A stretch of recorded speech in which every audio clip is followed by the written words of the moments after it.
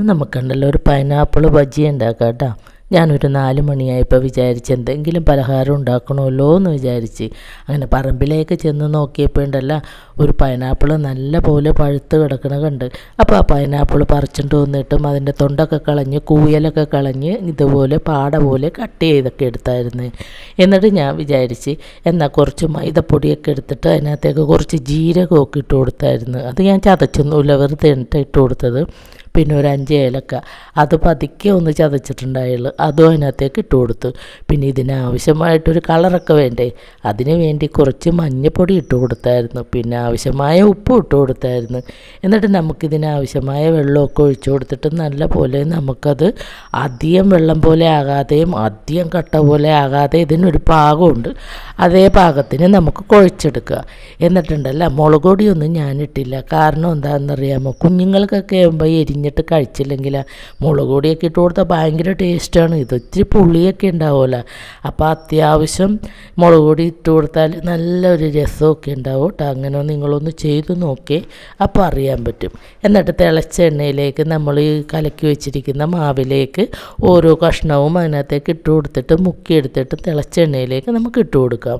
അതൊന്ന് മൊരിഞ്ഞ് വരുമ്പോൾ നമുക്ക് തിരിച്ചും മറിച്ചുമൊക്കെ നല്ലപോലെ മൊരിച്ചൊക്കെ എടുക്കാം കേട്ടോ. ഭയങ്കര ടേസ്റ്റാണ്.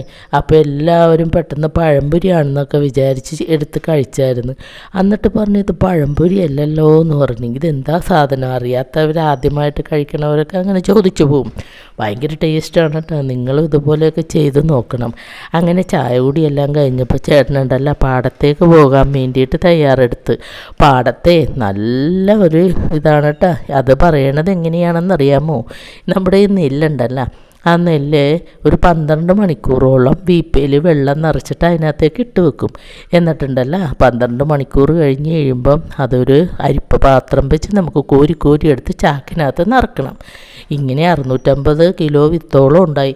അതെല്ലാം ഇങ്ങനെ കഴുകി കോരി എടുത്ത് ഇങ്ങനെ ചാക്കിൽ നിറക്കണം. നിറച്ച് കഴിഞ്ഞിട്ടുണ്ടല്ലോ അത് അട്ടിയിട്ട് വെക്കും. എന്നിട്ടുണ്ടല്ലോ പിറ്റേ ദിവസം വന്നിട്ടും അത് എടുത്തെടുത്ത് മാറ്റി തിരിച്ചും മറിച്ചും ഇട്ടിട്ട് അതിനകത്ത് വെള്ളം തിളച്ചു കൊടുക്കും. 3 ദിവസം ആകുമ്പോഴത്തേക്കും ഇത് അഴിച്ചെടുത്തിട്ടും വിത്തെല്ലാം നിരത്തിയിടും. അപ്പോൾ അതിന് അത്യാവശ്യം മുള വന്നിട്ടുണ്ടാവും. അങ്ങനെ ഇട്ടതാണ് കേട്ടോ ഇതൊക്കെ.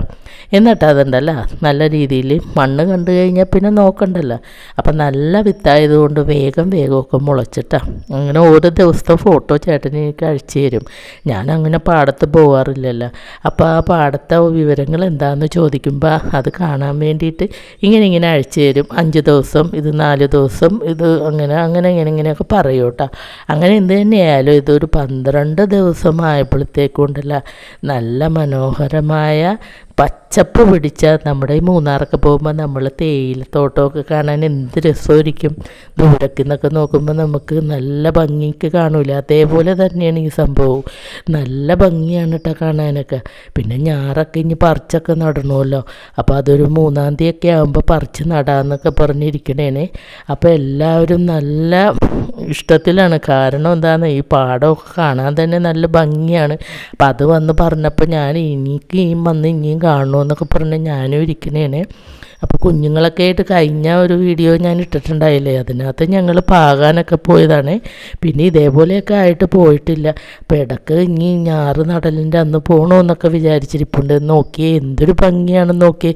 പ്രകൃതി തന്നെ ഭയങ്കര ഭംഗിയായിട്ട് നിൽക്കണ പോലെ തോന്നണില്ലേ നമുക്ക്, അത്രയ്ക്ക് സ്റ്റൈലാണ്.